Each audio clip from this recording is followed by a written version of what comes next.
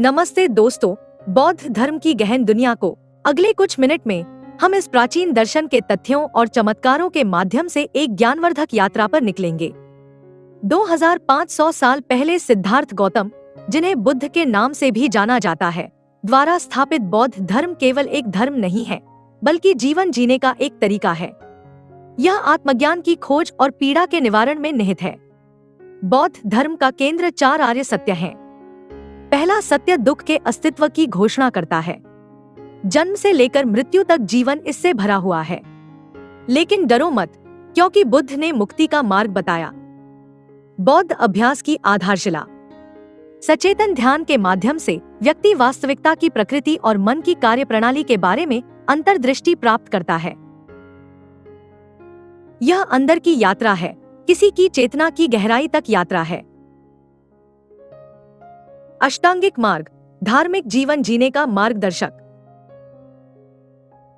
यह आत्मा के लिए एक मानचित्र की तरह है, जो व्यक्ति को दुख से दूर निर्वाण की ओर ले जाता है। सही दृष्टि, सही इरादा, सही वाणी, सही कार्य, सही आजीविका, सही प्रयास, सही ध्यान और सही एकाग्रता, अनुष्ठान और समारोह, वे केवल खोखले संकेत नहीं हैं, बल्कि भक्ति और श्रद्धा की शक्तिशाली अभिव्यक्तियां हैं। जप से लेकर साष्टांग प्रणाम तक प्रत्येक अनुष्ठान व्यक्ति के आध्यात्मिक संबंध को गहरा करने का काम करता है।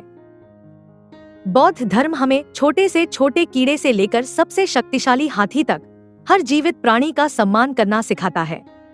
करुणा को अपना मार्गदर्शक बनाकर हम सभी संवेदनशील प्राणियों की पीड़ा को कम करने का प्रयास करते हैं। ब्रह्मांड के सामंजस्य के जटिल प्रतीक। उनकी रचना और चिंतन के माध्यम से हम रूप और शून्यता, नश्वरता और अनंत काल की परस्पर क्रिया में अंतर्दृष्टि प्राप्त करते हैं। चाहे चाय पीना हो या बगीचे की देखभाल करना हो, प्रत्येक क्रिया ध्यान बन जाती है। उदारता और करुणा, बौद्ध नैतिकता का हृदय। जरूरतमंदों की मदद के लिए हाथ बढ़ाकर हम दुनिया में दयालुता पैदा करते हैं और सद्भावना को बढ़ावा देते हैं।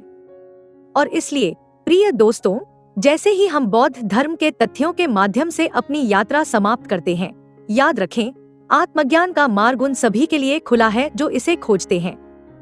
आपका हृदय ज्ञान, करुणा और असीम प्रेम से भरा रहे।